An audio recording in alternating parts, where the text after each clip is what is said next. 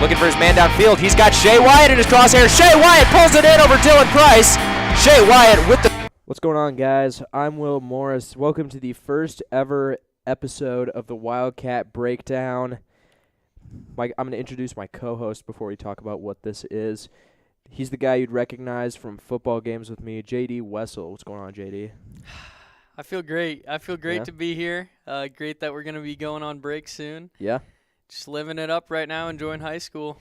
Yeah, we get that fall break coming up. That's kind of nice. Yeah. The other guy that's in here with me is Jaden Cover, offensive lineman for Millard West and contributor to Millard West Journalism. Jaden, what's going on? I'm just hoping I can keep up with you guys here. Yeah? All right, so what this is, we decided to do a podcast about, we're going to talk about Millard West football today. We're probably going to talk about some Nebraska top 10 football, and we're going to kind of discuss what's going on this week and what's kind of going on for the playoffs going forward. So let's start with Omaha Central versus Millard West. We get that this Friday. It's at Central, right? Yeah. It's at Central. Yep. Yeah. So, not a huge top 10 matchup, really. Obviously, Omaha Central is a team struggling this year after being, number 3 last year? Yeah, I think they went into the playoffs 3 or 4, right around that range. Yeah, they were pretty high up. I think they were right behind us in Bellevue West. Mm-hmm. So, obviously, the team they were not a team they were last year. What do you kind of like? What are you guys thinking going into it as a team? One thing that I think. I don't think Omaha Central's record or the scores in their games has really shown how athletic of a group they are. Yeah. Lots of their games, you'll see somebody on Friday just dominate, especially on the defensive side, because that's what I focus on, so that's what I know. Yeah.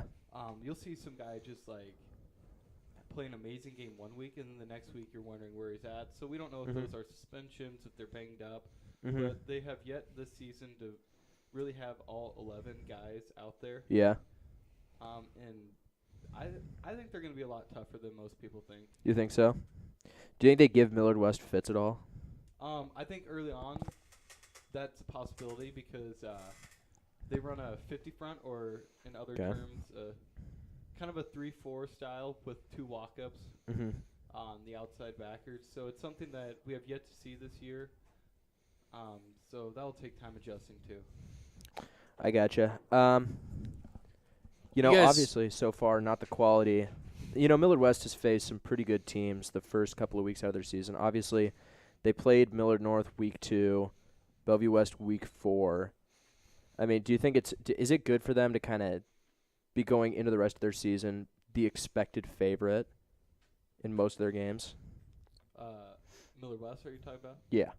I don't necessarily know if going in the expected favorite really has any sort of implication on our playing. One thing that especially Coach Peterson stresses is that every game matters, and that he really drills in our head that anything can happen on a Friday night, so you have to prepare. Yeah.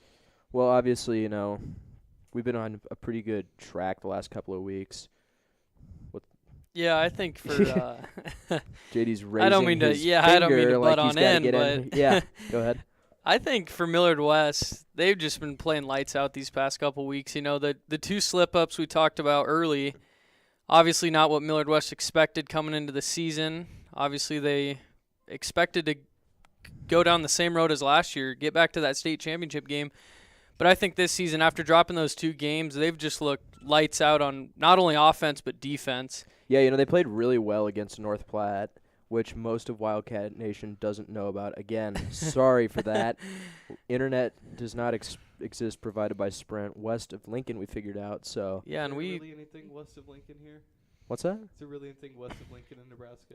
Well, yeah. Cornfields. Yeah. Saw a lot of those on that bus ride. Yeah, no, that game though, I didn't at least watch a lot of the game. We were trying to get it ready. Yeah, we were trying to get a going. stream going, which obviously did not happen. But yeah, it was a good for when I looked up. Millard West was in control just about the entire time. They created a lot of big plays in that game. Yeah. From what I saw, Brody Belt, a lot of plays out of the red zone, just finding the end zone. So really, I think for the Wildcats, again, talking about how electric their offense has been, Brody Belt, Shea Wyatt, Giovanni Guido, just players like that, they can create big plays on really just any given play. Yeah, that's for sure. And one of the things we really focus on as an offensive group is how many plays we're getting a game over 25 yards. Okay. We'd like to get 3 or more, and I think against North Platte we had 6 plays. Gosh. And That's whenever you have that, you're usually going to walk out with the win. yeah. Well, Will, remember when we talked to Coach Turman that one week, he said, yeah. you know, he likes the big play capability by the team, but, you know, he wants to give the offense more reps and get them some more repetition and get that experience under their belts. He was also you can tell he was focused on that because he was able to rattle off the number of big plays right off the top of his head. Like there was no hesitation. Yeah, for it was him on there. his fingers, you know. Mm-hmm. Which is an offensive coordinator. Yeah, that's definitely something he has to look at. I don't know if Pete would know for sure, just because I know he doesn't like statistics. Only thing he cares about is improving every week because, you know, as we talk about pretty much every game, Coach Pete, he could be up by 6 touchdowns and still be whining to the offense That is for sure. and defense. Well, isn't Jaden? You told me one time, isn't he like more fired up in the locker room, or isn't he more animated and angry when you guys are blowing a team out? Well, yeah, definitely, and especially when you go into games. I'm going to use this team as a reference because we all know they're kind of the doormat for Class A football in Bryan High School. Oh, jeez. Yeah. No offense. Yeah. But the last couple of years have kind of not gone their way. Can't the last couple of years? Okay. It's been a while. Hey, you know, come on now. It's just been a struggling football program, and you know, Okay, I give him credit. Terms. But in a game like that, you think you'd have a coach on the sidelines, no worries, anything. But I'm sure you guys are all familiar with Nick Saban and how intense guy he is. Yeah. I think Coach Pete up there with that. Yeah, I think most people are aware of who Nick Saban is, Jaden. This is a football podcast. Okay. And I think another big reason on why like we rank Coach Pete where he is, you know, he's just been a part of this winning program ever since he got here. I wouldn't say he's got the Wildcats where they are. He's just done a really good job coaching, you know. A lot of credit to the players, but also it goes on the coach too on how he leads his players into every game. I'm pretty sure Coach Pete took over in 01, 02 around that. Somewhere shortly after the first state championship. That's when he was an assistant coach up to that point. I think actually defensive coordinator, if I'm not mistaken. Something like that. And he took over a Wildcat program that had just recently been on the rise. Yeah. And I think that was Coach McLaughlin before then. You know, I don't go back that far, so I can't tell you to be sure. Who's now at Wayne State? He's head coach. Oh, is he really? Okay. Coach Pete kind of took Millard West football, and he's definitely put us on the map. And you know, when people see us Millard West on their schedule, I mean, it's some team that we're a team you have to prepare for now. And I think we have Coach Pete the credit for that. Yeah, you know, it's definitely. You can tell there's a culture of winning when like 6-4 is just a straight failure. So, I know there's obviously the expectation there, and you know Millard West's only a 2-loss team, and it looks like they're going to stay a 2-loss team going into playoffs because, let's be honest here, I don't see Lincoln East putting up too much of a challenge. Lincoln High, you mean? Oh, it is Lincoln High. Yeah, I'm pretty sure. Remember though, just before the bus ride out to North Platte, we talked to Coach Shadowski, and he said, was it Coach Sadowski who said we could be reigning in at a 5th seed at maybe the highest? Oh, that was Turman. That was Coach Turman? Yeah. I thought that was pretty. Well, and that's all different because of the NSAA power rankings, you know. I don't know if I'd put Millard West behind. I'm going to presume Burke's got the upper hand. Yeah. Just because Burke is really not. I mean, they won a couple good games against, like, Prep?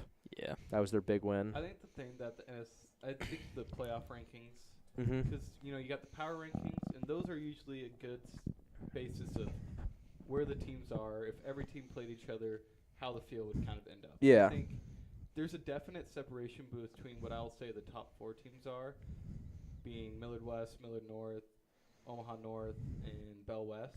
Mm-hmm. And then you got the rest of them who aren't bad teams, but I just think there's a different separation. But the NSAA playoff rankings don't account for scores. It's all about win-loss record. They don't account for the eye test, which Millard West has put up pretty well. Burke did all right with. You know, they got destroyed by Omaha North. You know, there's really no other way to say that. And I think right now what we're doing is making a very informal segue into what we're going to talk about next, which is the current top 10. Thank you, Jaden, for getting us just off track. But, like, you found the path again. So I don't know where we got there, Doing but my best. yeah. So yeah, Omaha North is the #1 team right now, and I believe if this Prep Zone ranking is correct, it's their current margin of victory. It's like 298 to 68. Yep. The total points scored, points allowed. Yeah, that looks about Not right. a lot of passing yards either. They got No. And yeah. you don't need to when you got Jordan got a Strong, running- is that who- Jordan Strong, Milton Sarbaugh. I think I heard Xander Gray's in the mix. God, I So think they have that's- two guys that are 200-plus pound running backs. It's probably the best backfield in Nebraska by any means. Yeah. Probably in the last 10 years, I'd say. Yeah, I mean Calvin Strong was a one-man show, but he also had Sarbaugh kind of cutting his teeth behind him, if I remember correctly. It's a Yeah. team Millard West beat twice last year, but we haven't beaten them for a while before that. I think talking about Omaha North, they look like a team that is not going to be stopped this year. Honestly, I know we came close to them, but Yeah. they just built right off that win, and Mhm. they've been cruising this whole season. Yeah, and it's hard to say in high school football that there is an unbeatable team just because you step out every Friday night and you never know what's going to happen. I think Omaha North this year is as close to an unbeatable team as it gets. Like I think Millard West last year. Yeah, no one expected Millard West to lose in the state. that's true. championship. Yeah, we looked unbeatable. We were that unbeatable team. And if it's going to come, if a loss is in the future for Omaha North, it's going to have to come from what I mentioned earlier, the top 4 teams. Mm-hmm. You're not going to see a Prep or a Burke beat them because they're just physically outmatched, and I don't think they have not only physically outmatched, but I don't think they have necessarily the numbers to Yeah. compete with that. Mm-hmm. You look at Millard North; they're constantly producing, big players, and they also have players behind them that if somebody goes down, can go there. Bell West. I mean, I played against Bell West and Millard North, and I got to say, the defensive front from Bellevue West Yeah. has been the best front we've faced all year. Mhm. They have big people, and I think they could definitely play Omaha North in a game if anyone could. Yeah, and I'm looking at this right now. Millard North is the only team in that top 4 that's allowed over 100 points this year. Hmm. So, I mean, they're kind of struggling. They lost to who? Dylan Price. Yeah. Yeah, Dylan Price tore his ACL, and he just had surgery on that one. And So he's off the year. And then Aaron Gertis, I believe, is out for I a think while. though for Yeah, they Millard have North, Go ahead. for Millard North, they have a lot of depth, Mm-hmm. and we've seen how big their offensive and defensive line is, and Yeah. they really pull the boat for Millard North a lot of the games. They got Cade Elwood, the junior, who has a bright future his senior year Yeah. coming up, and I think for Millard North they're gonna stay at one of those top tier programs. In Millard North, I don't necessarily think this is their year again. I don't think it's their year to repeat. Yeah. I think the Omaha North game was a big factor of that, and I'm not sure Millard West had their best game against Millard North. Yeah. Well, I mean, you'd be the one to know. You were Yeah, playing. I mean- Did Millard West not have their best game? I wouldn't say we played bad by it because you can't play bad against Millard North and keep it close. Yeah, which you But did. We didn't click on all cylinders, and they were simple things, footwork-wise, that Yeah. could change the game. And one of the big things you look at is, we mentioned earlier, Dylan Price getting hurt. Remember that post route that Shea ran? Yeah. He stuck his hand in at the last moment, poked it out. Dylan did. Yeah. Yeah. If Shea catches that, Yeah, I mean, that Dylan's could have been the not change there. of the ball game. And not a lot of talking about Dylan Price getting injured. Not a lot of players can make big plays Yeah, like that late in yeah. the game. and Which that's I the think- point I'm trying to Yeah, make. Yeah. it's what he's getting at. Yeah. They could, I think, yeah, that could harm him a little bit. And one of the things Coach Petito does a lot is he kind of uses those star players Mm-hmm. and plays them on both sides of the ball, so he's getting the maximum he can out of those players. Yeah. So lots of times you're not seeing what we would see. We play like 35 to 40 players a game. Yeah. You're playing 20 to 25 players a game. Mm-hmm. Which it can be risky, but also Yeah. gets a lot of experience on both sides of the ball for the single player, Which and it can really help out not only the players but just the team in general. When you got Yeah. that depth, that the players that are playing both sides of the ball can start on both sides, and then you got guys that already know how to play one side of the ball, so it really helps them out. Which, I think Millard West is a team that really doesn't play a whole lot of guys on both sides of the ball. That's really common in Nebraska. Yeah. In high school football, anywhere, you see a lot of guys go both sides of the ball. Like, 8-man football, those guys don't get off the field. Like, those guys stay on the field for the entire game. Yeah. I think the only person we have going both ways is Tanner Cal. Yeah, Tanner. For obvious reasons. He is a big guy. Yeah. What's his bench max? Isn't it incredibly impressive? Let's just say it's probably up there with most people's squat maxes. Yeah. I don't mean to completely change the topic, but Yeah. I know it's a touchy topic, but what's your stand on kneeling for the, Oh, mercy.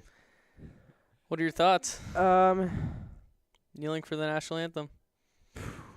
Am I start? Are you guys wanting Yeah, to start? if you want to, by all Shoot. means. I mean, I don't. Partisan. Here's the deal. I don't think I'm the person to have an opinion on Yeah. it. Yeah. Just because it's really not any of my business. Mm-hmm. They're definitely within their constitutional rights to do so. And if that's the way they think they're getting their point across, then so be it. You got to hand it to Colin Kaepernick. What he did started, it got some attention. And eventually, a lot of those people, if they're trying to create change, they got to get off Twitter at some point, just because really we've never seen any hashtag Yeah. movements going on. So, I don't know. Yeah, I I- see both sides of it, but for sure. I don't disagree with Michael Rose-Ivy doing it, and I think it's cool that he was able to stand up for what he did. Mhm. The way Nebraska fans reacted to that was just awful. Yeah. Giving him death threats and And everything that happened with that. Yeah. I don't think it's okay. It's obviously in their constitutional rights, and I'm not going to be the one to tell any athlete, African American or not, who kneels for the national anthem to stand up. Mm-hmm. But I think if you're a player, when you go out there for the game, your full focus should be, what can I do to help my team perform? Yeah, I think there is the aspect that people have looked at it, which, I mean, I couldn't say this as not being a part of a football team, but yeah, putting yourself above the team. Yeah, and it's not necessarily putting yourself above your team, but if you're taking the time to kneel, and I'm not going to, once again, this isn't my judgment, this isn't something that I think people should change, it's just my opinion. Mhm. I don't think that necessarily protesting 5 minutes before a game starts is really a good way to keep your focus on what Well, you're trying to do at hold hand. on here. Michael Rose-Ivy, I mean, I know not all the players address the team, but Yeah. Michael Rose-Ivy, he's came out and told everyone that, he addressed the team before game, and he actually said, you guys mind if I do this? The team, they were cool with it. He has the freedom of speech, what he wants to do, and I think that really just changed my perspective on it. If they're going to do it in a respectful way, which I mean, I know some people have a different argument towards that, but I think as long as it's a peaceful protest in a way, Yeah, doing it in a safe way, the way he did it was probably the correct way. Yeah. Just Yeah. talking to his teammates and his coach first, because you can't. I don't think you can spring that on your coach. Yeah. Just because, Yeah. I mean, a lot of coaches are even keeled, but there are ones who would probably freak out a little bit if they saw that happening. So And I think don't that's know. the big thing is the coach has to have the control of his team, so it has to be his judgment on whether he thinks it is an appropriate way to deal with it or Mhm. not. And I think if you're the player, you have to respect what your coach tells you. And if he gives you that permission, go ahead, Neil. But if he tells you, hey, this game isn't the best time, or can you find a different time to show a protest, I think you also have to respect that. So, yeah, talking about all that, obviously it's not really our spot to give our biggest opinion and Yeah. our realest opinion, but how about we just kick it over and, heck, how about go to this topic? What are your thoughts on pretty much the Wildcat future? I mean, I know being a junior and all, starting, what are your thoughts on just the new talent coming in? So, like, are you almost thinking how next year Yeah, will be? or We- maybe just some of the younger guys Younger that are kids? playing. There's definitely a lot of talent, I'd say, from the sophomore level. I'm not really familiar with the freshman level Yeah. just because we're not on Mm-hmm. with them on a daily basis. I think a big question going into next year is the status of our O-line. We have a lot of missing holes to replace next year because we have 5 seniors starting. Mm-hmm. I get into the rotation, but I'm not technically a starter. Mhm. I'm hoping I'll be there next year, and I think we got a few kids on the O-line that should be able to replace some holes, but I'm not sure. As we look right now, we're ready Yeah. for that next step. But And- I mean, we have a whole off season. Have you heard any big names around school, like any guys that'll possibly be helping out the Wildcats, some younger guys? Younger guys. Some impact players here early. One thing, I'm trying to think. So I got to think both sides of the ball. Yeah. I think Unger, he'll be pretty good for us next year. He's a linebacker, sophomore. He's suiting up right now. Connor Carroll, as I mentioned, or I haven't mentioned him yet. He's a sophomore lineman. He's suiting up this year. He'll be a key piece for us. I think he'll probably play guard. Jacob Harmdricks, he's a quarterback. He looked good. He played against Brian, and I was pretty impressed by that run just because I think he was still playing against Brian's starters when that happened, which... He's a physical kid. I mean, he's 6'2", probably pushing 200 going into next year. Jeez. At least 200. And he's a quarterback. A year in the weight room. Because I don't think he's playing winter or spring sports, so he'll be in there. Yeah. I think he's going to be... I don't know if he's not going to replace Gio, and Gio will definitely be the starter going into next year. But I've heard talks of him maybe moving out to wide receiver. And you know what I like to see? Giovanni Guido? Receiver? No. Oh, Harmdricks, yeah. I actually saw on Twitter Jacob Harmdricks added Giovanni Guido and gave him a little happy birthday, and it looked like they actually had some good chemistry, you know. They hit a hashtag that said, like, QB squad, so, you know, I think just having that leadership role, Giovanni Guido knows exactly what he's doing. Yeah, Gio stepped up a lot this year. I think he was kind of the big question going in. Yeah. Like any underclass, well, he's not an underclassman, but any junior or sophomore quarterback has, especially leading a team like the Wildcats, which is usually a senior-based group. Yeah. People didn't know. I mean, he's smaller. He's 5'9". Is he going to be able to see over the line? That was a big question. And as funny as that sounds, that's a big deal when you're running those short hitch routes. Yeah. And I think he has not only answered the critics, but almost swayed them to be... Silence them at the very least. Silence them. Yeah, I mean, I think JD and I were even kind of sitting there against we were getting ready to go against Millard South, and we were kind of talking. It's like, well... You know, obviously his high school career last year did not get out to the start he wanted. You know, he fumbled against Lincoln Southeast on the last game, like his very first one. I think he was probably first in goal from like the 3, and they took it back for a touchdown. But we were sitting there kind of going, well, maybe. And I think they scored on the first couple of plays from scrimmage against Millard South. So he's really gotten everyone to shut up. Yeah. Well, and I think the biggest thing that he's done, and he kind of struggled a little against North Platte last week, but that's just one game, is he takes care of the football, and that's a huge thing as a young quarterback is he's not throwing interceptions, he's not fumbling, he's not trying to make the razzle-dazzle play that's going to... He's not Tommy Armstrong. Yeah, and even if he does fumble or hand over an interception, he usually gets it back on the next play, you know? Yeah. He can usually respond to that deposition there, and I think for the Wildcats this season, not really too many things you can complain about on the offensive side from Giovanni Guido, and another big key player that we really haven't gotten into is Brody Belt, who has just been lighting it up. He's got the speed, strength, anything else? Really everything, actually. The thing that I think people don't see, because when they're watching the games, they're watching it from a side view, 50 feet up, and I think until you actually go to the end zone view is when you really see how good he is.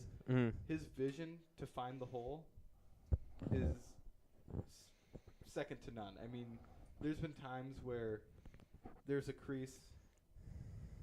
I can't really show you people at home because they can't see me, but it's very small, and he finds a way to just hit it. And as soon as he hits it, he's getting vertical. Well, what I notice is he never stops moving his feet. You know, initial contact, he's still moving his feet, and oftentimes he can pick up extra yards. He can beat just about anyone in the state on a straight line track race to the end zone. Goodness. God, against North Platte when he pulled away at the end, I'm like, he's going to get caught at the 30. And yeah, he didn't. He definitely did not. Goodness, I'm looking at I'm scrolling through some football Twitter right now. I just saw a statistic. Are you guys familiar with any 8-man? Not teams, but... Well, Heartland is a team out in central Nebraska, and they've got a running back named Austin Sturr. Have you heard of him? Nope. No, I haven't. He has got 1,979 yards on 186 carries this season. So he's averaging 10 yards per carry? is that more? Could it be more? I mean, well, yeah, just about 10 yards. About over 10 yards per carry. Gosh, that's insane. It is 8-man football, but I don't know. I mean, he's leading the nation in 8-man rushing yards. Just that is unique. Which that was striking. You know, a man who could easily catch up to him, Shea Wyatt.